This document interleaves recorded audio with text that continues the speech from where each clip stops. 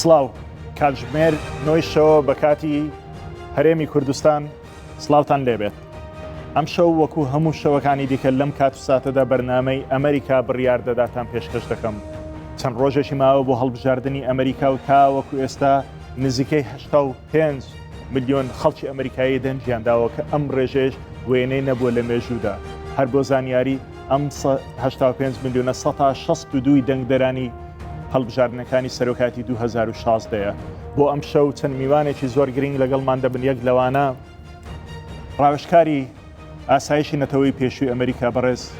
جۆن بۆڵتن لەگەڵمان دەبێت لەگەڵ کۆنگرسمانێک و لەگەڵ میوانێکمان لە ستۆدیۆکان لەگەڵمان بن بۆ پیشە خستنە سەر دوایین هەواڵەکانی هەڵبژاردنەکانی ئەمریکا.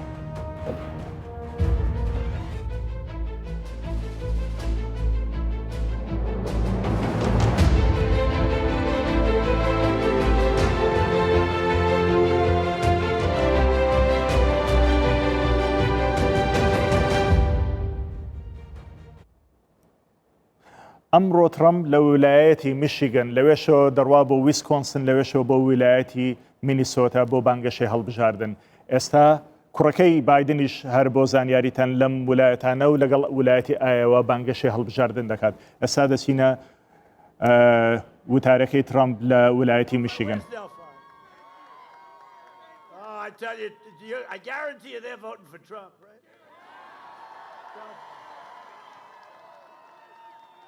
They threw these people under the bus, and days ago I signed an order to restore the pensions and all of the other things for workers, not only Delphi, in Wisconsin, Ohio, and Michigan, who were treated very unfairly, right?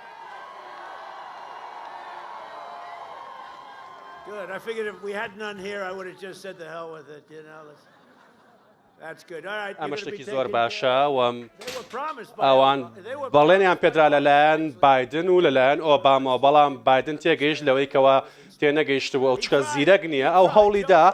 زۆر هەوڵیدا بایدن زۆر هەوڵیدا ئەو کاتێکی قورسی هەیە بە کاتێکی قورس هاتێ بەڕێت.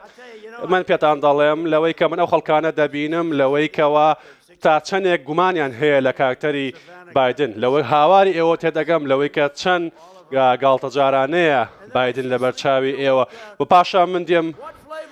سلیپی خەواڵایی بینم دێت ئەڵێ منەتوانم چیتان بۆ بکەم ئەوها بۆ شێوازە مامەڵە ئاکات لە ڕاستیدا ئەو کاتێکی زۆر قورس تێپەڕە بێت کاتێکی زۆر قورسی و هەروەها چەندین جار هەندێک شتە لە کارگیز ئەو شتانە جێبەجێ ناکەن. کاتێکە پرسیارێکی لێکەی پێویستە وڵات بداتەوە، کاتێک پرسیارێک لە جۆ بایدنەکەین پێویستە وەڵام داتەوە کە من مامەڵی لەگەڵاکەم بینیومە لەوەی کە نازانێت بە چ شێوازێک وەڵام بداتەوە. لە ڕاستیدا من خۆم چەندین جار ئەو شتانم لێ بینیوە کاتێک پرسیارێکی لەکەن لە پێش وەختدا کەچی ئەو تێناگات ئەو نازانێت کە بە چ شێوازێک وەڵام بداتەوە. لە ڕاستیدا ئەو دەڵێ کەمێک لێم نزیک بووە بۆی باشتر لێت تێبگەم. ئەمە لە ڕاستیدا یەکێکە لە کێشەکان، یعنی حتا لە هیلاری کلینتنش بە هەمان شێوە ئەو کێشە هەبوو. لە ڕاستیدا ئەمە هەرگیز بۆ ئەوان کار ناکە. ئەوەی کە بۆ من کارەکات ئەوەی بۆ من باشە هەرگیز بۆ ئەوان نییە. بە ئێمە قسە لەسەر ئەو دانا برازیل کە دەرکرا لە تەلەڤیزیۆن لە ڕاستیدا هۆکارەکەی لەلایەن دموکراتەکان بوو. با ئێمە ئەو کەسە بێنین بە کاری پێ بکەین کەوا لەگەڵ هیلاری کلینتن و بایدنا ئیشی کردووە و باش دایان ناسێ ئەو دەزانێت کە ئەوان چ کارەساتێکن. لە ڕاستیدا ئەوان یەک پارچە لە کارەساتن، ئەوان چەندان ملیۆن دۆلاریان لە چین وەرگرتووە و هەروەها هەوڵیان داوە بۆ خۆیان بەکاری بێنن. چۆن دەکرێت بە چ پێوەرێک دەکرێت و ئەم جۆرە خەڵکانت هەبێت لەوەی کەوا لە وڵاتێکی دەرەوە پارە وەردەگرن، ملیۆنان دۆلار وەردەگرن و سەرفی دەکەن لە پێناوی هیچدا. هەر دوێنێکە لە ڕۆژنامەکانەوە باس کرا لەوەی کەوا خانەوادەی بایدن لە ژێر لە کۆڵەنەوەی FBI دان کە کۆمەڵە کێشەی گەورەیان کە تیایدا لە ناویانشانە سپیکردنەوەی پارە هەیە. لە ڕاستیە بایدن و خانەوادەکەی ئێستا تۆماتبارن بۆ سپیکردنەوەی پارە. ئەوان ملیۆنان دۆلاریان لە چینی شوعی و کۆمونیستە وەرگرتووە و ئەو پارەیان وەرگرتووە کەس نازانێت بە چ شێوازێک ئەم پارەیە سپیکراوەتەوە. و نازانین لەوەی کە ئایا چیان لێ کردووە، ئایا بۆ ستیل بەکاریان هێناوە یا بە چ بزنسێک بەکاریان هێناوە. لە ڕاستیدا ئەمە تەنیا سەرەتایەکە بوو ئەو گەندەڵیانەی کەوا ئەوان بەنهێنی ئەنجامیان داوە بەڵام کاتێک ئێمە میشنگان دەبینەوە ئەوە ئێمە سەرۆکایەتی دەبینەوە کاتێک کە میشیگان دەیباتەوە ئەوە ئەمریکا دەیباتەوە ئەمە ئەو شتەیەکە من دەمەیە من ئومێدێکی زۆرم هەبوو پێشەوەی بێمە ئێرە خەڵک وا دەزانن زۆر ئاسانە لەوەی کەوا بێت قسە لەگەڵ ئێوە بکە چۆنن باشن ئەحواڵتان و دەنگت پێ بدەن لە ڕاستیدا هەرگیز شتەکە بە شێوازێ هەرگیز بەو شێوازەی کە تۆ لە تەلەفۆنەکەەوە پەیوەندی بە خەڵکەوە بکەی دەنگت پێ نادا و ناتکە بە سەرۆک ڕاستی ئەو خەڵکانە خەڵکانێکی نەخۆشن ئەوانە خەڵکانێکی نەخۆشن و تێناگەن لە شێوازی کارکردن 42.5 خەڵکی ئەم شارە هەرگیز لەگەڵ ئەواندا نەبووە و لە ڕاپرسەکانش ئاماژەی پێکراوە بایدن خۆی باش ئەمە دەزانێت ئەو نەیدەزانی هەرگیز کاتە قسە دەکا ناوی ئەو کەسانەی لێ تێکەچێت کە دەوێت باسییان بکە ئەو ناتوانێت بۆ ماوەیەکی زۆرش لەسەر پێ بوەسێت و قسە بکات من دەمێ پێتان بڵێم لەوەی کە ئێمە ناتوانین گلەی لەم برادرە بکەین ئاراستی ئەم برادرە کێشەی گەورەی هەیە ئێمە زۆر توانای گەورەترمان هەیە وەک لەوەی کەواتە ئێستاکە پێشکەشمان کردووە بەڵام ئێمە هەرگیز ناکرێت برادێکی لەم شێوەیەمان هەبێت بێت بە ڕێبەرایەتی ئەم وڵاتە بکات چکە ئەو کۆمەڵەشتی زۆر سەیشەمەرەلێت لەسەر من لەسەر خەڵکی دیکە کە زۆر هەڵە نەوشتانە ئێمە کاتێکە تێبینی پێدەدەین لەوەی کە ئەم شتانە هەمووی غەڵەتە لە ڕاستیدا ئەوەی کە ئەو دەڵێ هیچیان بنەڕێتێکی دروستیان نییە ئەو بەڕاستی من پێتان دەڵێم ئەو یەکێکە لە پیاوە هەرە خراپەکە من دەمێ ڕاستەکەتان پێ بڵم لەسەر ئەو جیاوازی هەیە لە نێوان ئەو کەسێکی شێتە ئەو کەسێکی تێنەگەیشتووە من خەڵکێکی زۆر دەناسم کە کێشەی مێشکی هەیە لە ئاستێکە هەیە لە 1992 مێشکی شەکە هەیە کەمتر هەمێ زیاتر بەڵام ئەو لە ڕاستیە کێشەی ئەوەی هەیە کە مێشکی بەباشی ئیش ناکات ئەو مێشکی بەباشی ئیش ناکات هەندێک خەڵک هەن باشن هەندێک خەڵک زۆرم بەڵام ئەو بەڕاستی لە ڕووی عەقڵەوە کێشەیەکی گەورەی هەیە و تێناگات بەڵام لێگەڕێ با بڕوات ئەم هەڵبژاردنە ئێوە دەزانن ئەم هەڵبژاردنە ئێمە ڕوبەڕووی زۆرترین شەپۆلی کۆچبەران بووینەتەوە ئێمە بۆ پاراستنی ئاسایشی نیشتیمانی خۆمان هەموو هەوڵێکمانداوە بۆ ئەوەی کەوا ڕێگرە بگرین بەڵام بەڕاستی ئەوان بە پێچەوانەوە لەسەر ئەم بابەتە بیر دەکەنەوە ئەوە دەبینین چەندین ڕووداوی جیاواز ڕوو دەدەن وەکو دوێنێ شەوش دیسان ڕووداوێکی دیکە ڕوویدا بەڵام خەڵکی گەورەی میشیگان پێویستە تێبگەن لەوەی کەوا ئێمە ئیسلامیە توریستەکان لە ئەمریکا دەرەکەینە دەرەوە خەڵکی میشیگان تێبگەن هەرگیز ئیسلامیە تونڕەوەکان تیرۆریستەکان لە ئەمریکا جێگەیان نابێتەوە. بەڵێ بەڕێزانەمە دۆناڵد ترۆمپ بوو لە نێو هەوادارانی خۆی بانگەشەی هەڵبژاردن دەکە لە ویلایەتی میشیگەن یەکێک لە ویلایەتە گرنگانەیە کە لەم هەڵبژاردنە بۆ ئەوی دۆناڵد ترۆمپ ببێ بە سەرۆکی ئەمریکا دەبێ ئەم ویلایەتە بباتەوە لەم ویلایەتە 16 دەنگی کۆلیجەکان هەیە واتە زۆرترین دەنگ بە هەر کاندیدێک بدرێ ئەو کاندیدە لەم ویلایەتە 16 دەنگ بۆ خۆی دەبات لە کۆی 538 دەنگ کە پێویستە کۆی بکاتەوە ویلایەتی میشیگەن یەک لەو شوێنانە ئێمە دوو جارە دۆناڵد ترۆمپ بۆی بڕاتچکە لە ساڵی 92 تاوەکو ئێستا ئەم ویلایەتە بەردەوام دەنگی داوە بە کاندیدی دیموکراتەکان جگە لە ساڵی 2016 نەبێ کە دۆناڵد ترۆمپ توانی لە هیلەری کلینتن لەم ویلایەتە بباتەوە بۆیە ئەم ویلایەتە بەلای دۆناڵد ترۆمپەوە گرنگە ئەگەر ئەم ویلایەتە و چەند ویلایەتێکتر ئاوە لە ناوەڕاست و لە غەربی ئەمریکا نەباتەوە تەن ناتوانێت ببێ بە سەرۆکی ئەمریکا هەر لە دوای ئەم وتارەشی دەچێت بۆ ویلایەتی ویسکۆنسن و لەوێش بۆ ویلایەتی مینیسۆتە کە ئەمانە نزیکی یەکترن لە باکووری ئەمریکان و لە سنووری کەنەداوە نزیکن. دۆناڵد ترۆمپ سەرۆکی ئەمریکا ڕایگەیان وڵاتەکەی باشترین ئابووری هەیە و ساڵی داهاتوش دەبێتە ساڵی گەشەی ئابووری ئەمریکا. ترۆمپ لە ڕێگەیدا بۆ میشیگەن دەڵێ هیچ سەرۆکێک هێندەی ئەو کاری باشی بۆ ئەمریکا نەکردووە و دڵنیاییش دەدات کە لە بایدن دەباتەوە. ساڵی داهاتوو باشترین ساڵ دەبێت لە ڕووی ئابووریەوە لە مێژووی ئەمریکادا بەرزبوونەوەی ڕێژەی 33.1 ئەمە ژمارەیەکە لەوانەیە پێویست بکات بگەڕێنەوە بۆ ساڵانی 1960ەکان بۆەوەی گەشەی ئابووری ئەمریکا بەو شێوەیە بدۆزینەوە کە ئەویش نیوەی ئەم ژمارەی ئێستایە. ڕۆژێکی زۆر خۆشە و هیچ کەسێک چاوەڕێ نەدەکرێت کە ئابووری ئەمریکا بەم شێوەیە بچێتە پێشەوە. ئەمە شەوە دەگەیەنێت کە سیاسەتی ئێمە سەرکەوتوو بووە بە کەمپینەکانیشمەوە دیارە کە قەرەباڵغترین کەمپینن لە مێژووی ئەمریکادا. تەنها لە مینێسۆتا 25,000 کەس ئامادەن لە کاتێکدا دەیانوت کەمپینەکەت هەڵوەشێنەوە چونکە تەنها 250 کەس ئامادە دەبن. دڵنیاتان دەکەمەوە ئەم هەڵبژاردنەش دەبینەوە چونکە هیچ سەرۆک و ئیدارەیەک هێندەی ئێمە کاری باشی نەکردووە لە ماوەی 3 ساڵ و نیوی سەرۆکایەتیدا. ڕۆژنامەی واشنگتن تایمز بڵاوی کردوتەوە ڕاگەاندنی ئەنجامی هەڵبژاردنەکانی ئەمریکا دەکرێت دوا بکەوێت. بە پێی راپۆرتێشی ڕۆژنامەکە ڕەنگە ڕاگەاندنی ئەنجامی هەڵبژاردنەکان 9 ڕۆژ دوا بکەوێت.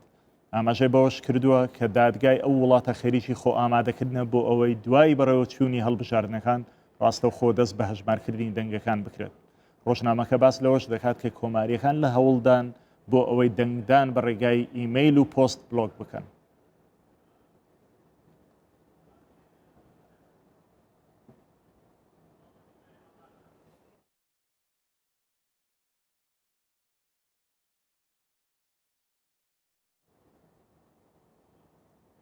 بەڵێ بەڕێزان جۆ بایدن ئێستا لە نێو هەوادارانی خۆی سەرقاڵی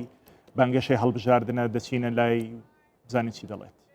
9 ملیۆن کەیس هەیە لە ئاستی ئەمریکا بەڕاستیدا ئەمە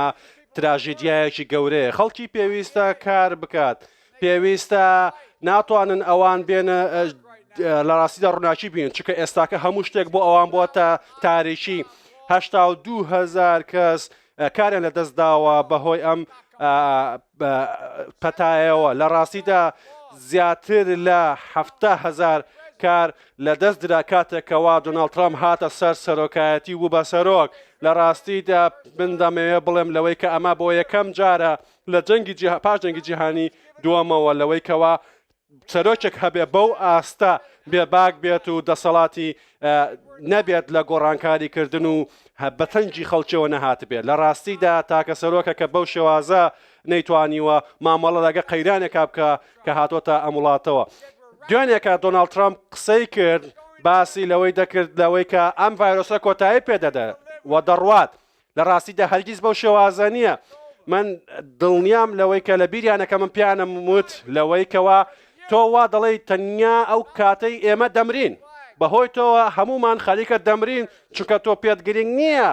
لە ڕاستیدا خەڵکی ئەمریکا هەرگیز کۆڵ نادات و خەڵکی ئەمریکا دەوێت وەڵامی بداتەوە لەوەی کەوا ئێمە دەزانین پێویستە کێ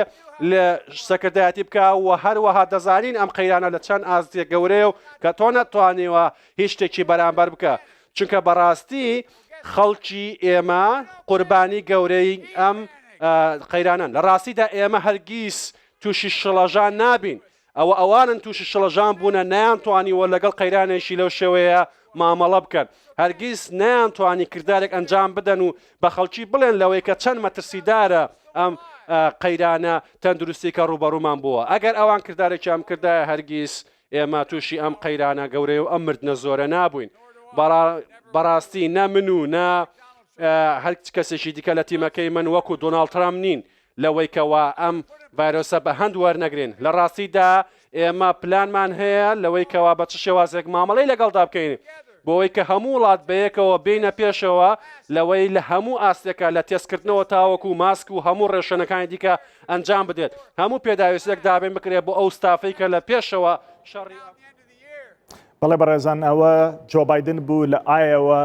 قسە دەکا و بانگەشەی هەڵبژاردن دەکات لە نێو هەوادارانی خۆیدا. ئایەوە یەکێک لەم ویلایەتە خۆڵەمێشیانەیە کە هەردوو ڕکابەرەکە دەیانەوێت دەنگی 6 کۆلیج لێرە ببنەوەواتە ئەگەر زۆرینەی خەڵک دەنگ بە هەر کاندیدێک بدا ئەو کاندیدا لە کۆی 538 دەنگی کۆلیجەکان 6 دەنگ بۆ خۆی دەبا. ئایەوە یەکێکە لە ویلایەتە خۆڵەمێشیانەی وەکو باسمان کرد بۆیە ئەمڕۆ جۆ بایدن لەم شوێنەیە و بانگەشەی هەڵبژاردن دەکات. قەرارە سبەی لەگەڵ سەرۆکی پێشووی ئەمریکا لەگەڵ باراک ئۆبامە لە میشیگەن بەیەکەوە وتار بدەن کەمە یەکەم جارە هەردووچیان بەیەکەوە لە هەڵمەتەکانی هەڵبژاردن لە شوێنێکی ئاوادا کۆ دەبنەوە و بانگەشەی هەڵبژاردن دەکەن لە بەرامبەریدا دۆناڵد ترۆمپ لە ویلایەتی میشیگەنە لە میشیگەنەوە دەچێت بە ویسکۆنسن لە ویسکۆنسینشەوە دەچێت بۆ مینیسۆتا ئەگەر سەیری ئەم سێ شوێنە بکەین کە ئەمڕۆ دۆناڵد ترۆمپی بۆ دەڕوە ئەوەیە کە هەر سێ ویلایەتەکە خەریکە ئەم جاریان دەنگ بۆ کاندیدی دیموکراتەکان و بۆ جۆ بایدن دەدەن بەڵام لە ساڵی 2016 لە هەڵبژاردنەکاندا دوو ویلایەت لەمانایی تر دەنگیان بۆ دۆناڵد ترۆمپ داوە بە هەر سێ ویلایەتەکە 36 ئەلێکترۆل کۆلیج هەیە کە هەر کەسێک ئەمانە لە ویلایەتانە دەنگی زۆری نەبێنە ئەم دەنگانە بۆ خۆی دەبا بۆی بیکا بە 270 هەر سەرۆکێک بۆی ببێ بە سەرۆکی ئەمریکا پێویستی بە 200 کەمترین ڕێژەکەم پێویستی بە دەنجی 270 ئەلێکترۆل کۆلیج هەیە وەکو لێرە دەیبینین 183 دەنگ بە مسۆگەری بۆ دیموکراتەکان دەڕوە لە بەرامبەریدا تەنها 77 دەنگ بە مسۆگەری بۆ کۆماریەکان و بۆ دۆناڵد ترۆمپ دەڕوە کەواتە دۆناڵد ترۆمپ زۆر زیاتر لە جۆ بایدن پێویستی بەو هەڵمەتانی هەڵبژارد و بە بردننی ئەو دەنگانە هەیە بەڵێ ئەگەر سەیری ئەم ناوەندانەی ڕاپرسی بکەن ئەم داتانێک لە ناوەندەکانی ڕاپرسی بۆمان هاتووە یەشێک لەو شوێنە گرنگانەی کە پێویستە تیشتی بخێنە سەر ویلایەتی نۆرث کارۆلاینایە لە نۆرث کارۆلاینە ململانەیەکی زۆر گەورە لە لێوان هەردوو کاندیدەکەدا هەیە بۆ بردنەوەی چووکە لە ماوەی 30 ساڵی ڕابردوودا تەنها یەک جار دیموکراتەکان توانیوانە لێرە بنەوە بەڵام زۆر لە داتاکان پێمان دەڵێن لەوانەیە ئەم جارە جۆ بایدن ئەم شوێنەش بباتەوە کەسی یەک داتا هەیە ئەمڕۆ هاتووە چەند کاتژمێرێک بەر لە ئێستا هاتووە دەڵێ نەخێر دۆناڵد ترۆمپ لە ماوەی 24 کاتژمێری ڕابردوودا دوو خاڵ پێش جۆ بایدن کەتووە ئەمە یەک لەو شوێنە گرنگانەیە کە دواتر سەرنجی بدەین و بزانین چێ ئەم ویلایەتە دەباتەوە وەکو وتمان دۆناڵد ترۆمپ زیاتر پێویستی بە بردنەوەی ئەم ویلایەتێ وەک لە جۆ بایدن بەڵێ لە هەمان کاتدا ئەگەر سەیری داتای شوێنەکانی دیکە بکەین ئەوە دەبینین لە هەندێک شوێن وەکو گوتمان لە ئەمریکادا لە مێژووی 30 ساڵ و 40 ساڵ و 50 ساڵی ڕابردوودا هەندێک ویلایەت هەن بەردەوام دەزانین دەنگەکان بۆ کوێ دەڕوە بەڵام لە ناویاندا 6 ویلایەت تا 8 ویلایەت ئەمانە بەردەوام ویلایەتە خۆڵەمێشتەکانە نەوانەی بە ئینگلیزی پێیان دەڵێن سوینگ ستیتس ئەمانە دەنگەکانی نازانین بۆ کوێ دەڕوە یەکێک لە شوێنە گرنگەکان ئەوانەی کە پێویستە سەیری بکەن فلۆریدایە فلۆریدا وەکو دەبینن ئەم جارە جۆ بایدن پێی وایە دەنجی ئەو کەمە نەتەوایەتیانەی کە لەوێ هەن بە تایبەتی لاتینە و هیسپانیکەکان دەتوانێت بۆ خۆی بە ئەگەر دەنجی ئەمانە بۆ خۆی بە دەتوانێت ویلایەتی فلۆریدا بباتەوە ئەمە ئەو ویلایەتە گرنگەیە کە بەردەوام مەیدانی ململانەی دیموکراتەکان و کۆماریەکانە بە درێژایی مێژووی 40 ساڵی ڕابردوو لە هەڵبژاردنەکانی ئەمریکا ئەم داتایانەش گرنگە دواتر سەیریان بکەینەوە بزانین تا چەند ڕاست دەردەچێت کە بیرمان نەچێت لە 2016 لە ئاوا کە 3 ڕۆژ 4 ڕۆژ مابوو بۆ هەڵبژاردنەکانی ئەمریکا زۆربەی ناوەندەکانی ڕاپرسی پێیانوا بوو کە هیلاری کلینتن بە ڕێژەیەکی زۆر بەرچاو لە دۆناڵد ترۆمپ دەباتەوە بەڵام کەسی ئەنجامەکە وا دەرنەچوو ئایا ئەم جارە وا دەردەچیان نا ئەمەش شوێن گرنگە دواتر سەیریان بکەین لە هەمان کاتدا ئەگەر بچین بۆ داتایەکی دیکە سەیری بکەین ئەو ویلایەتانی کە زۆر گرنگن بۆ بردنەوە ئەمەیان ویلایەتی نۆرث کارۆلاینایە وەکو ئێستا کە باسمان کرد ئەگەر سیر بکەن لە نێوان دۆناڵد ترۆمپ و لە نێوان جۆ بایدن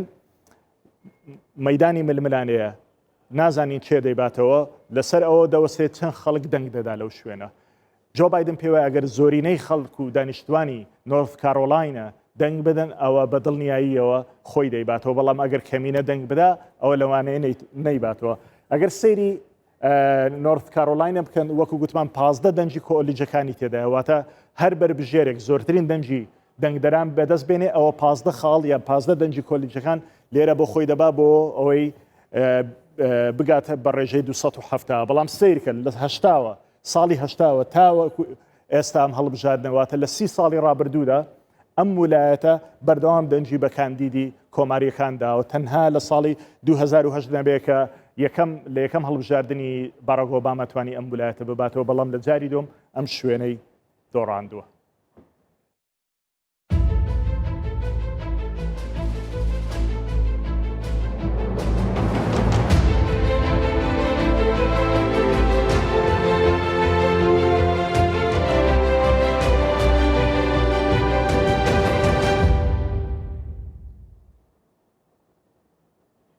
جۆن بۆڵتن ڕاوشکاری پێشووی ئاسایشی نیشتمانی ئەمریکا دەڵێت پێم وایە ئەگەر ترامپ بیباتەوە ئەگەری زۆرە هەموو سەربازانی ئەمریکا لە عێراق و سووریا بکشێنەوە پێشتریش ئەو هەوڵانە ئەم ڕاوشکارەوە ڕێگری لێکراوە پێویستە بەردەوام جەختی لەوە کردوێتەوە کە پێویستە سەربازەکانیان لە عێراق بمێنەوە و پێشی وایە ئەمریکا ئەگەر دۆناڵد ترامپ دەربچێتەوە لەوانەیە ئەمریکا سەربازەکانی لە ئەفغانستان و عێراق بکشێنێتەوە دوای ئەم نابڕە دەچینە لای جۆن بۆڵتن.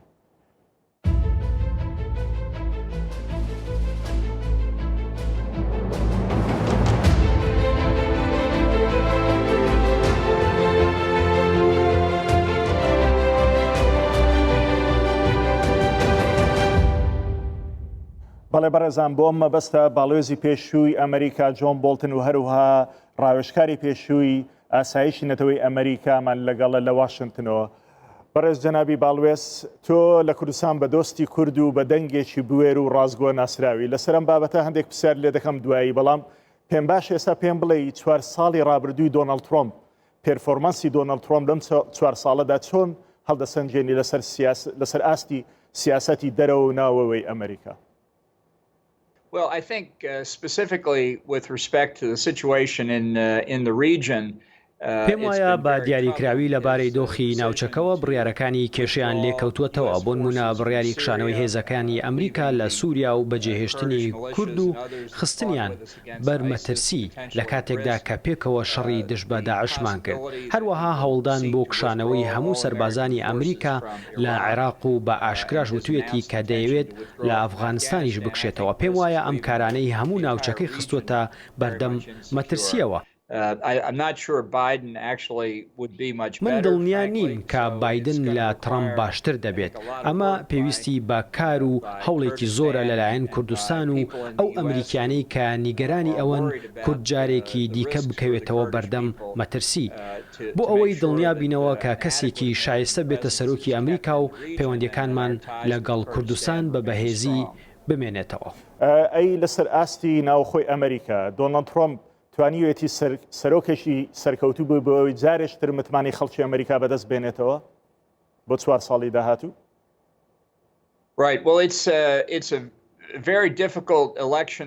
ئەم هەڵبژاردنە هەڵبژاردنێکی سەختە و ئەستەما هەندێک جار پێشبینیکردنی بەڵام بە گوێرەی ڕاپرسیەکان جۆ بایدن لا پێشەوەیە بەڵام لە 2016 ڕاپرسیەکان وتیان هیلاری کلنتن دەیباتەوە بەڵام نەیبردەوە پێم وایە هەموو لایەک سەیری ئەزمموی 2016 دەکات بۆیە زەحمەتە ئێستا بڵین کێ دەیباتەوە.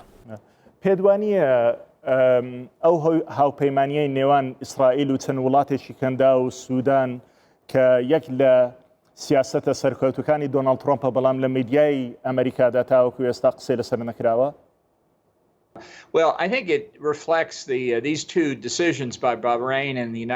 پێم وایە ئەم دوو بڕیارەی ئیمارات و بەحرێن ڕنگدانەوەی ئەو گۆڕانکاریە جیۆسیاسیەیە کە لە ناوچەکەدا هاتوۆتە ئاراوە ئەویش بەهۆی هەڕەشەکانی ئێرانەوە لەسەر وڵاتانی ناوچەکە نەک تەنها بەهۆی پرۆگرامی ئەتۆمیەوە بەڵکو بەهۆی پاڵپشتیەکانیەوە بۆ تیرۆر و میلیشیاکان.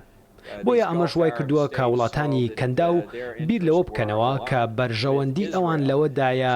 لەگەڵ ئیسرائیل بن پێم وایە ئەمە شتێکە کە کوردستانیش دەتوانێت سوودی لێوەربگرێت چونکە پاشەکشەکردن بە هێزە ڕادیکاڵ و تونڕەوەکان جا ئەگەر ئێران بێت یان داعش ئەمە شتێکە کە دەبێ بەلای هەمووانەوە گرنگ بێت. دوێنێ لە ڕۆژنامەی نیویۆرک تایمز بابەتێکی زۆر سەرنجڕاکێش نووسرا بوو کە باس لەوە دەکا هەردوو ئەتێرنی جێنەڕالی ئەمریکا ماثیو وتیکە و هەروەها ویلیام با بە دەیانەوێ تۆزێک ئاسانکاری بۆ هاڵک بانکی تورکیا بکەن کە ئەو خڕوقاتانی ئەم بانقی کردوێتی لەوەی کە پارەی نردووە بە ئێران و لە ئێران لە بەرامبەردا تاقیگەینەوەی دروست کردو ئەمە چەند کاریگەری دەبێت لەسەر کاریگەری تێشی نەگەتیڤی دەبێت لەسەر سیاسەتی دەرەوەی ترامپ سەبارەت بە ئێران؟ Right. Well, as you may know, President Erdogan وەک دەزانن سەرۆک ئەردۆغان چەندین جار لەبارەی هاڵبانکەوە قسەی لەگەڵ سەرۆک ترامپ کردووە. داواکاری گشتی ئەمریکاش لێپرسینەوەی لەگەڵ چەندین بەرپرسی باڵای ئەو بانکەدا کردووە بە تۆمەتی شکاندنی گەمارۆکانی ئەمریکا لەسەر ئێران، هەروەها گزی و تەزویرکردن و فێڵکردن لە حکوومەتی ئەمریکا.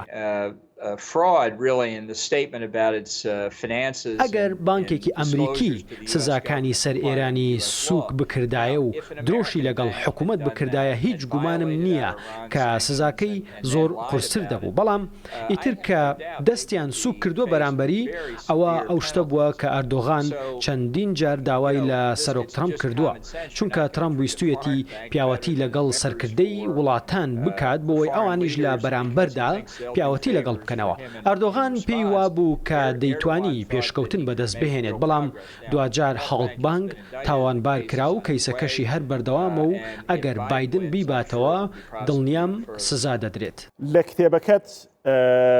دروم وێ ئیت هەپن باس لەوە کرد دەڵێ کۆشتی سپی هیچ پلانێکی تۆکمە و استراتیژی بۆ کورد نییە. ئەگەر دۆناڵد ترامپ جارێکتر ببێتەوە بە سەرۆکی ئەمریکا پێت وایە ئەم جارش هەر بەبێ پلان و بەبێ هیچ پلانێکی تۆکمە و استراتیژی لەگەڵ کورد مامەڵە دەکات؟ Well, I'm very worried that it would be consistent with زۆر نیگەرانم لەوەی کە سیاسەتی سەرۆک ترامپ لە ناوچەکە هەروەک پێشتر بەردەوام بێت و نایەوێت ڕۆڵی هەبێت دەستێوەردان و کارە خراپەکانی ئێران و سەرهەڵدانەوەی داعش و تیرۆریست و میلیشیاکانی دیکە و هێرشەکانی تورکیا و رووسیا لە ناوچەکە و ناوچەیەکی زۆر ئاڵۆزە. وابزانم پێویست ناکە هەموو ئەو شتانە بۆ بینەرەکانتان ڕوون بکەمەوە. بۆیە کشانەوەی نەک تەنیا سەرباز بەڵکو و سیاسەتی ئەمریکاش لە ناوچەکە پێم وایە زۆر وێرانکەر دەبێت، بەڵام ئەمە ئەو شتەیە کە لە گەڕی دووەمی سەرۆکایەتی ترامپدا دەیبینین. هەروەها لە کتێبەکەت باست کرد دەڵێی ترامپ وتوێتی من کوردم خۆش ناوێ، کوردە و میلەتەن بەردەوام ڕادەکەن لە سەربازەکانی عێراق، ڕادەکەن لە سەربازەکانی تورکیا، تەنها ئەو کاتانە شەڕ دەکەن کە ئێمە بە F-18 چواردەورەکانیان بۆم ڕێژ دەکەین، ئەو کاتانە شەڕ دەکەن. ئەو هەموو پەیوەندیە استراتیژیە، ئەو هەموو قوربانیە کە کورد داوێتی لە پێناو ئامانجێک کە ئامانجەکە پێمان وایە وەکو ئامانجی ئەمریکا و ئێمە لە پێمان وایە لە ڕۆژهەڵاتی ناوەڕاست هیچ ملەتێک بەقەت ئێمە ئەمریکای خۆش ناوێ. ئەم ئێستا دەبێت ڕەم لەوە تێگەیش بێکە لە ڕۆژهەڵاتی ناوەڕاست بە تایبەتی لە باکووری ڕۆژهەڵاتی ناوەڕاست هیچ نەتەوەیەک بەقەت کورد پاڵپشتی ئەمریکا و دیموکراسی ئەمریکا و کۆزی ئەمریکانیە.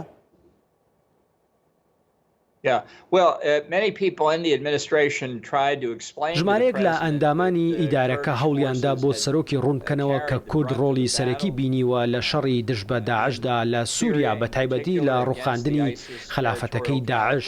سوپای ئەمریکا زۆر دڵی پێیان خۆشە و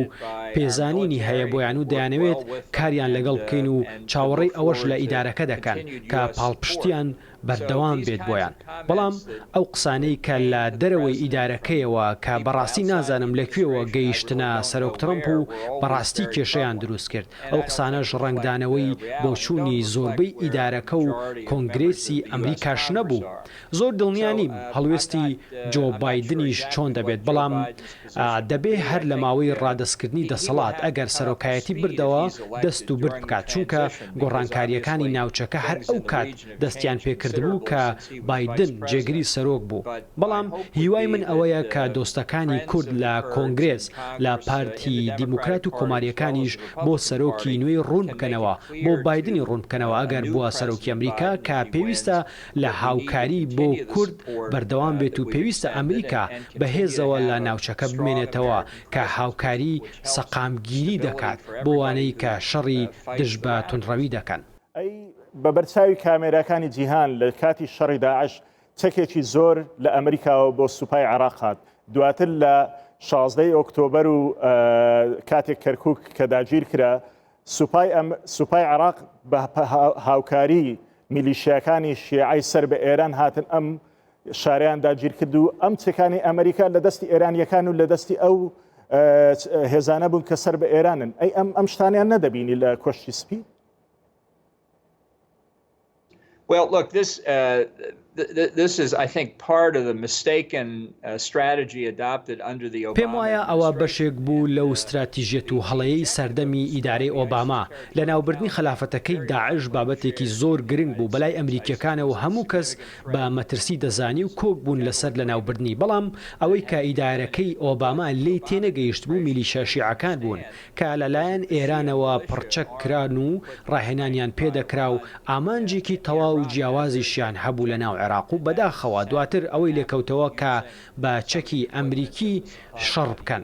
بۆیە دەبێ هەندێک جار لێکۆڵینەوەی سیستەماتیک بکرێن بۆ هۆکار و دەرەنجامەکانی ناوچەکە من زۆر جار وتومە کە باشترین سەقامگیری لە ناوچەکە کاتێک بەدەستدێت دان بە دەوڵەتی سربەخۆی کوردستاندا بنرێت هەرچەندە هەندێک بربەست و دژبەری دەبێت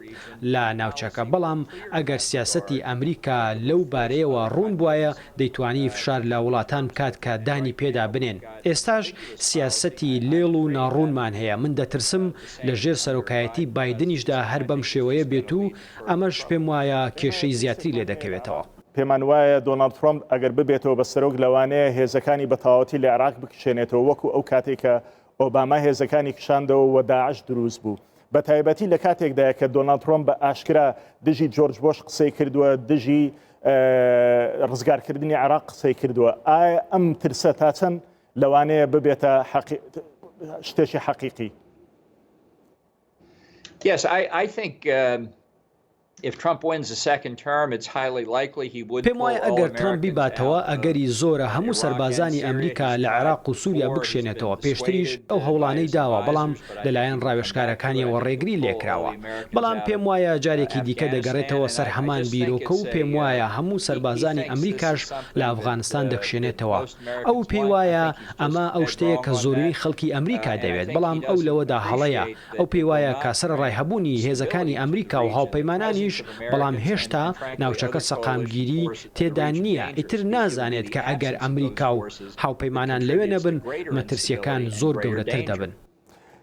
کام کاندید بۆ ئێمەی کورد باشتر دەبێت بایدن یا ترۆمپ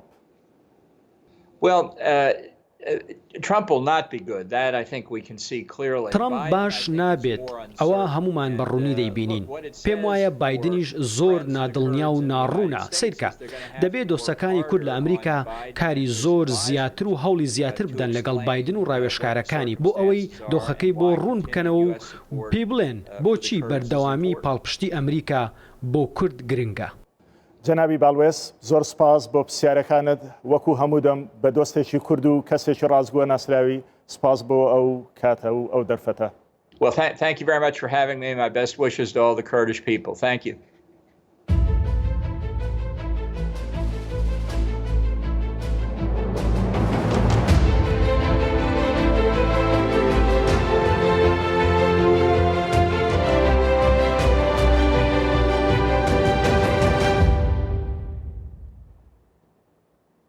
بەڵێ بەڕێزان لە هەمان کاتدا دەچینە لای کۆنگرسمان لینکن دەیڤس کە بە دەنگێکی گرنگ لە ناو بروزوتنەوەی دیموکراتەکان و پارتی دیموکراتەکان لە ئەمریکا ناسراوە و کۆنگرسمان دەیڤس ساڵی 2010 یەکەم کەس بوو کە کۆمیتەی کوردستان ئەمریکای لە کۆنگرسی ئەمریکا دروست کرد. ڕۆژتان باش جەنابی کۆنگرسمان ئێوە ئەم هەڵبژاردنەی ئەمریکا چۆن هەڵدەسەنجێنن کە ئێستاکە نزیکەی زیاتر لە 85 میلیۆن خەڵک لە ئەمریکا دەنجی داوە زۆربەی ڕۆژنامەکان پێیان وایە زۆربەی چاودێرانیش پێیان وایە ڕێژەی دەنگدان ئەم جارە لە ئەمریکا زیاتر دەبێت لەوەی کە لە 100 ساڵی ڕابردوودا بینومانە ئەمانە چه کاریگەریشان دەبێت لەسەر پرۆسەکە و لەم ئەگەرەدا چێ لەوانەیە بیباتەوە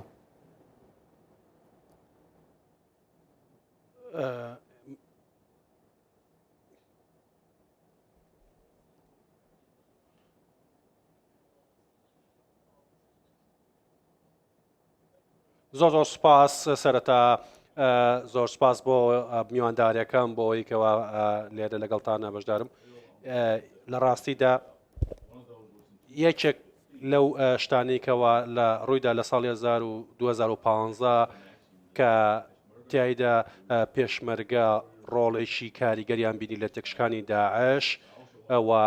ڕۆڵێکی کاریگەری و بەهێزیان هەبوو لە جەنگەدا لە ڕاستیدا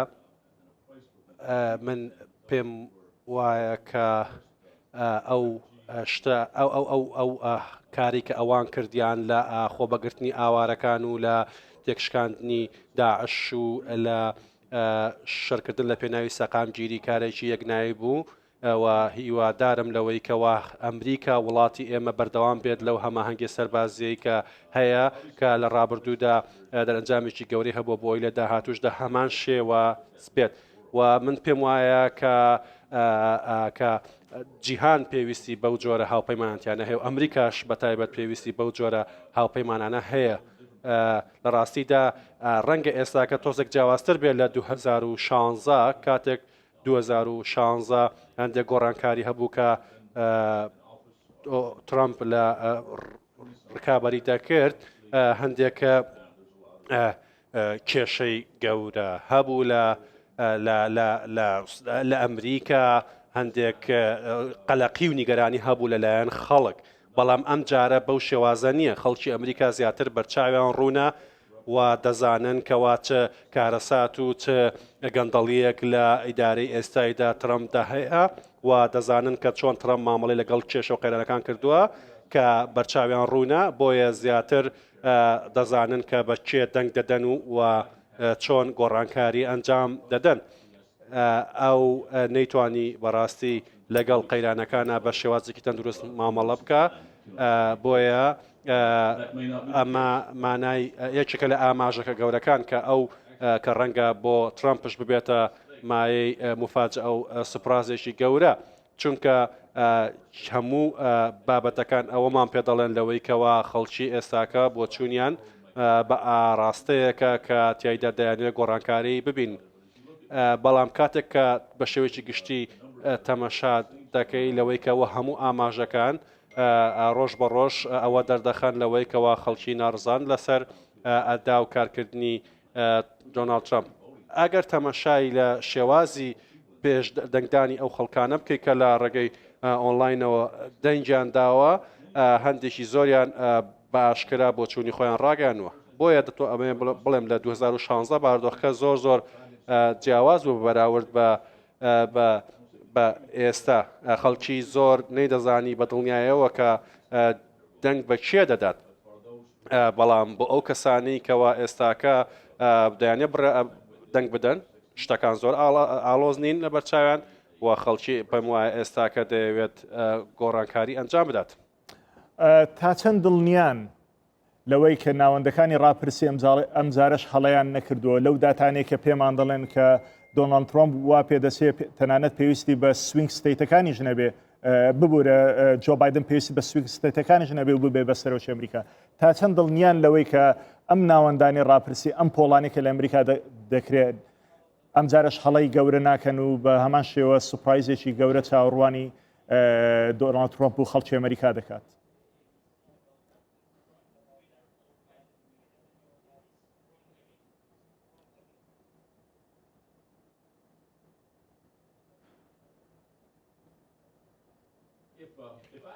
ئەگەر من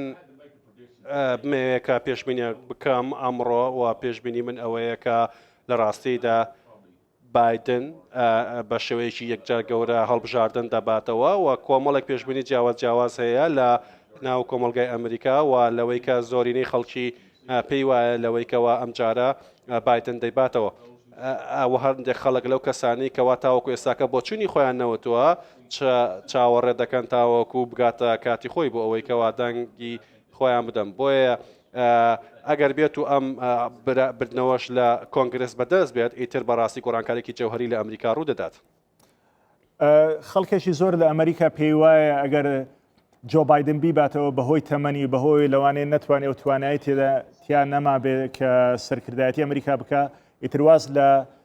سەرۆکاتی ئەمریکا بێنێ و بەو پێش بە پێی دەستوری ئەمریکا ئیتر کەماڵە هاریس دەبێت بە سەرۆکی ئەمریکا ئەمە یەک لەو گرفتانەیە کە بەشێک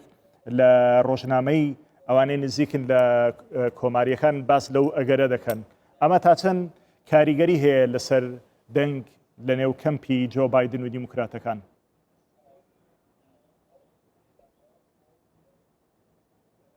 من پێم وایە لەوەی کە پرسیارەکەت لەوەی کە ئەگەر بایدن شتێکی بەسەر بێت ئەوە کاملە دەبێتە شتێک لە ڕاستیدا ئەم نیگەرانیە هەیە لەوەی کەەوە هەندێک لە خەڵکی پێیان وایە چۆن دەکرێت بەو شێوازە کەسێک کاندید بێ بەڵام بەڕاستی بایدن کەسێکە خاوەن ئەزمونە ئەو توانایەکی باشی هەیە لەبەر ئەزمونونەکەی دەتوانێت تێڕوانینی خۆی گۆڕانکاری گەورە بکات لە ئاستینە دەوڵەتیدا یەکێک لەو خاڵە گرنگانی کە بایدن ئەتوانێت ئەنجام بدە ئەوەیە کە دووبارە ئەو هاوپەیمانانە بگەڕێنەوە بۆ لە ئاستین دەوڵەتی بۆ سەر مێزی گفتوگۆکردن لەگەڵ ئەمریکا و ئاشتبوونەوەیەک ئەنجامدا و دووبارە پەیوەندیەکان لە ئاستین دەوڵەتیە لەگەڵ لایەنەکانی هاوپەیمانی ئەمریکا چاک بکاتەوە ئەمە خاڵێکی یەکجار گرنگە کە بایدن ئەتوانێت ئەنجامی بدات و ئەو توانایەکی تایبەتشی هەیە لەوەی کەەوە ئەم کارە ئەنجام بدە لە ڕاستیدا ئەو پێشترش سەڵماندوێتی کە لەوەی کە ئەتوانێت کردارەکانی لە خزمەتی بەژەوتی نیشتیمانی و سیاسەتی دەرەوەی ئەمریکا بێت. دوا پرسیارم پرسیار زۆرە لەتی بکەم بەڵام کاتەکەمان کەمە دوا پرسیارم لەسەر سیاسەتی دەرەوەی ئەمریکا لە ڕۆژهەڵاتی ناوڕاست بەگشتی و عێراق و هەرێمی کوردستان بە تایبەتی پێ دوایە ئەگەر دیموکراتەکان و هیلاری کلینتن لە 2016 بیبردباوە دیموکراتەکان باشتر دەبن بۆ هەرێمی کوردستان و ئەگەری ئەوەش کە دۆناڵد ترۆمپ ئەمجارە دیسان سەرۆکایەتی ئەمریکا بباتەوە لە 4 ساڵی داهاتوودا هەڵوێستی چی دەبێت لە عێراق و هەرێمی کوردستان؟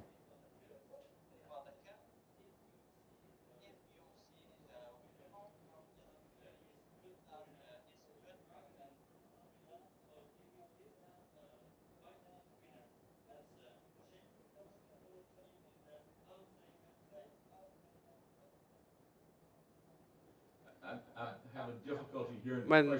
زۆر بە باشی پرسیارەکەم گوێ لێ نەبوو بەڵام ئایا بردنەوەی بایدن باشێکی دەبێت کوردستان لە ڕاستیدا بردنەوەی بایدن کاریگەریەکی باشی دەبێت لەسەر باشترکردنەوەی پەیوەندیەکان لەگەڵ هەرێمی کوردستان ئەو لە مێژووی خۆی لە سیاسەتی دەرەوە ساڵماندوێتی لەوەی کەەوە توانایشی باشی هەیە لە ڕێبەرایەتیکردنی سیاسەتی دەرەوەی ئەمریکا و لە توندکۆکردنی پەیوەندەکان لەگەڵ هاوپەیمانەکان و هەروەها ئەو پێداچوونەوەیەکی گرنگ دەکات بەوەی کە لە 4 ساڵی ڕابردووە ترامپتێکی داوە. بەڵێ کۆنگرسمان لینکن دەیڤس یەکەم دامەزرێنەری کۆمیتەی دۆستایەتی کوردستان ئەمریکا لە کۆنگرسی ئەمریکا زۆر سپاس کە لەگەڵمان لە ولاتی تێنەسیەوە لەگەڵمان بوویت.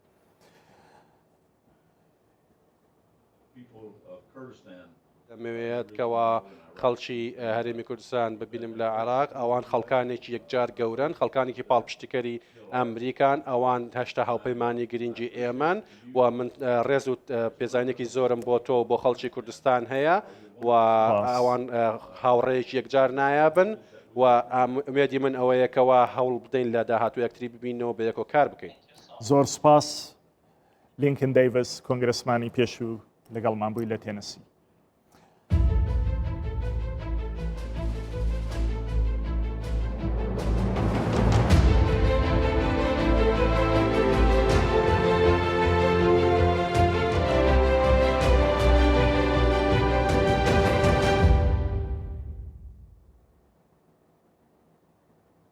بەڵێ بەڕێزان دەچینە ژووری هەواڵەکانمان لە هەولێر بەڕێز دکتۆر سامان سۆرانی پسپۆڕ پەیوەندی نێودەوڵەتیەکان و شارەزای کاروباری ئەمریکا لەگەڵمانە جەنابی دکتۆر جەلەم دوو بەڕێزە بوو جۆن بۆڵتن و هەروەها لینکن دەیڤس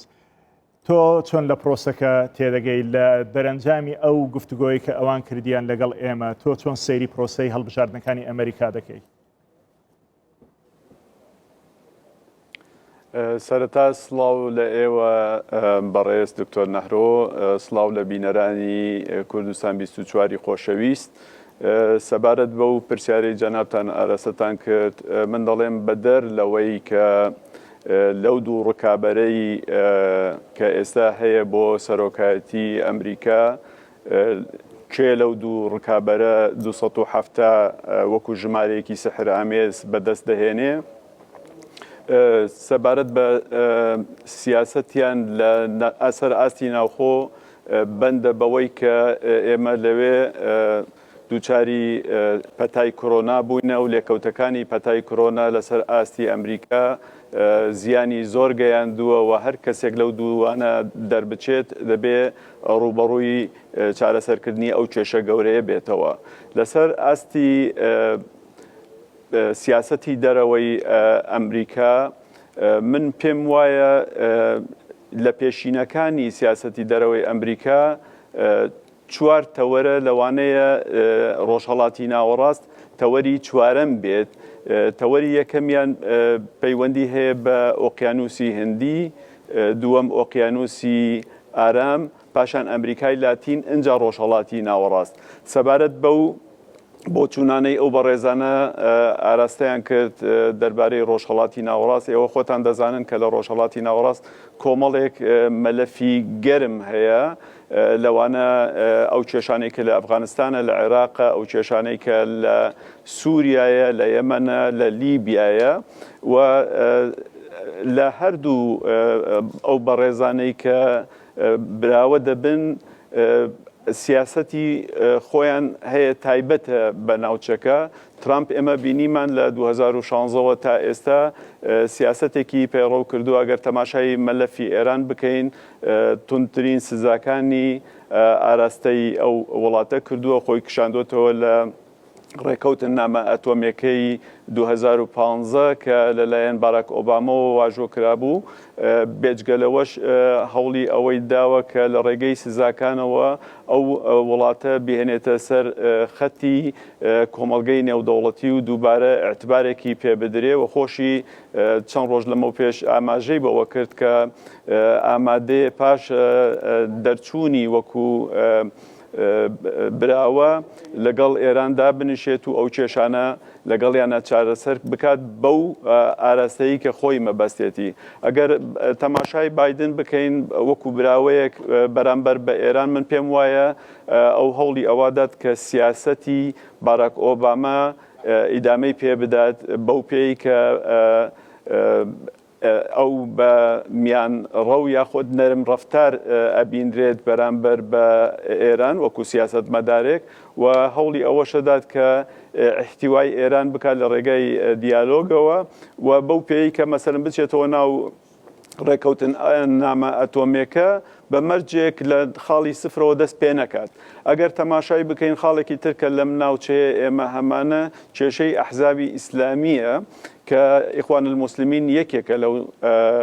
کێشانە کە لە ڕابردوودا پاش بەهاری عەرەبی لە ناوچەکە کۆمەڵێک قەیرانی دروست کرد، چ لە مەسر، چ لە سووریا، چ لە شوێنی تر. سەبارەت بە ترامپ ئەگەر ئەو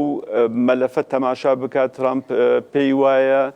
ئیخوان مسلمین دەبێ بخرێتە ناو لیستی تێرۆرەوە و خۆشی دڵنیایی ئەوەی داوەتەوە ئەگەر دووبارە هەڵبژێرێتەوە ئەو کارە دەکات. بەڵام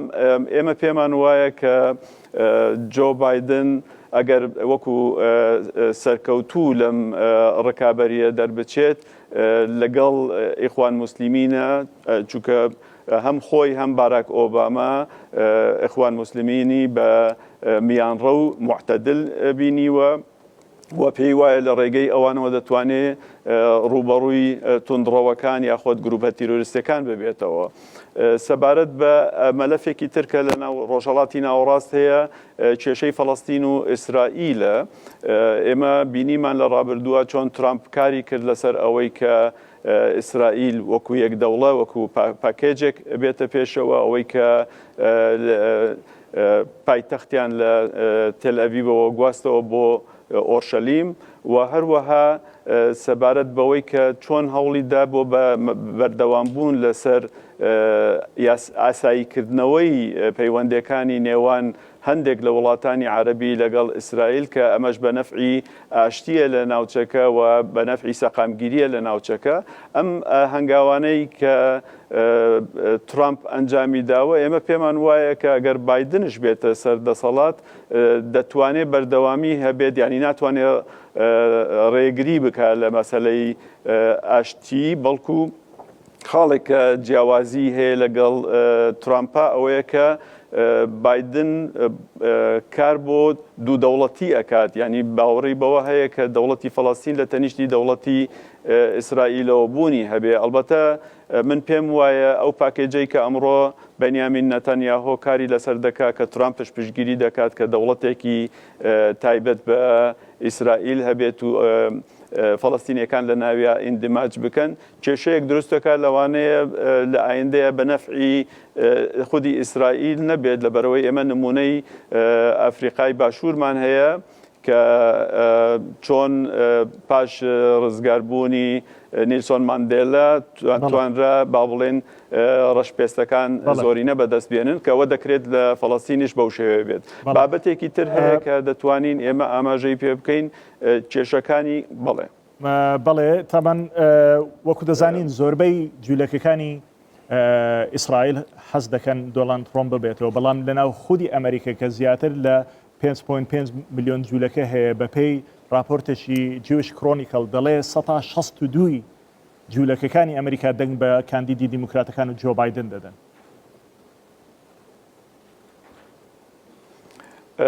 ئەو قسەیە زۆر ڕاستە لەبەر ئەوەی خودی جوولەکەەکانی ئەمریکا ئۆتۆماتیکوار خۆیان دیموکرات خوازن یاخودیان لایەنداری دیموکراتەکانن هۆکارش هەیە بۆ ئەوە لەبەرەوەی ئەوان ڕابردوویەکی تاڵیان هەبووە مەسەلەی ڕاستڕەوی و ڕەگەزپەرستایەتی بەرامبەریان ئەنجام دراوە لە هۆلۆکاوسەوە بگرە لە سەردەمی نازیەکانەوە، بۆیە ئەوان یعنی هەر بە لە ڕووی ترادیشنەوە زۆرینەیان دیموکرات تەرەفداری دیموکراتەکانن، بەڵام وەکو باسم کرد یعنی جوولەکەکانش لەگەڵ ئەوان کە دوو دەوڵەتی هەبێ بۆ هۆکارەکەشی دەگەڕێتەوە بۆ ئەوەی کە مەترسی ئەویان هەیە کە لە ئایندەیە فەڵەستینەکان ببن بە زۆرینە و دەسەڵات بگرنە دەست لە ئیسرائیلێکی کە ئەمڕۆ بەرنامەکەی بەنیامین نەتەنیاهۆ هەیەی. بەرامبەر بە عەرەبستانی سعودیە وەکو یاخۆت مەسەل ناوچەی کەندا و ئەگەر تەماشای بکەین ترامپ وەکو ترانسئاکشنەڵ ڕیالیستێکی مامەڵەگەرە هەوڵی ئەوەی داوە بۆیان ڕوون بکاتەوە پاش ئەوەی کە لە 2019 ئارامکۆ هێرشی خرایە سەر لەلایەن میلیشیاکانی حوسیەکانی کە لەلایەن ئێرانەوە پاڵپشتی دەکرێت و ئەمانە کە عەرەبستانی سعودی داوای ئەوەی کرد کە هاوکار بێ ینی ئەمریکا هاوکاری بکات پاڵپشتی بکە بۆ ئەوەی کە ڕوبەڕووی ئێران ببێتەوە. ئەمریکا ینی دۆناڵد ترامپ وتی کە ئەو پێی وایە سعودیە خۆی ئەتوانێت دەست پێشخەری بکاتەوەی کە وەڵامی ئێران بداتەوە، ئەمان ئەتوانن هاوکاری عەرەبستانی سعودی بن بە مەرجێک عەرەبستانی سعودی پارەیان پێ بدات، ینی وەکو چۆنەڵێ بە بەلاش بۆ ئەوان کار ناکات. وامە جۆرێکە لەو سیاسەتە مامەڵەگەرایی کە ترامپ لە زۆر شوێنە ئەو کارەی ئەنجامدا و سەبارەت بە سیاسەتی دەرەوەی ئەمریکا بەرامبەر بە ناوچەکە ئێمە من پێم وایە کە ئەمریکا لە ناوچەکە ناکشێتەوە وەکو ئەو بەڕێزانە ئاماژەیان پێی کرد، بەڵکو تەواجودی لە عێراق دەبێت و هەوڵی ئەوەشەدات کە هێزە هەرێمەکانی کە ئەمڕۆ بە چاوبرسێتی هەوڵەدەن لە ناوچەکە ناسەقامگیری دروست ببێت بە تایبەتی ئێران لە 4 وڵاتی عەرەبی حزوری هەیە و تورکیا لە لیبیا و بگرە ئێستا لە کێشەی نێوان ئەرمینیا و ئازەربەیجانش جوڵەی هەیە. ئەمریکا وا هەست دەکات ئەو هێزە هەرێمیانە تا ڕادێک ئەگەرچی هەڕەشەن بۆ ناوچەکە دەبنە مای ناسەقامگیری و هەروەها لە بەرژەوەندەکانی ئەمریکاش ئەدەن کە ئەوە بە هیچ شێوەیەک لەلایەن ترامپ یاخۆ سیاسەتی دەرەوەی ئەمریکا قبول نابێت. لە بەرامبەردا ئێمە ڕیاکشنی ترامپمان بینی کار دەکات. بەڵێ ڕیاکشنی ترامپمان بینی لە 16 ئۆکتۆبەر و لە چەند جارێکیش لە کتێبەکەی جۆ بۆڵتن وەکەوەی ئێستاش ئاماژەی پێکرد لێدوانەکانی ترامپمان بینی سەبارەت بە کورد. لە بەرامبەر ئەوەدا جۆ بایدن بۆ نمونە لە کتێبەکەی خۆیدا سەرۆکی پێشووی هەرێمی کوردستان مەسعود بارزانی لە لاپەڕە 68 دەڵێ کاتێک لە 2015 جۆ بایدنم بینی جۆ بایدن ئەم قسەی پێوتم، ئەمە قسەی جۆ بایدنە، دەڵێ پێیوتم ئەو وڵاتەی ئەو وڵاتەی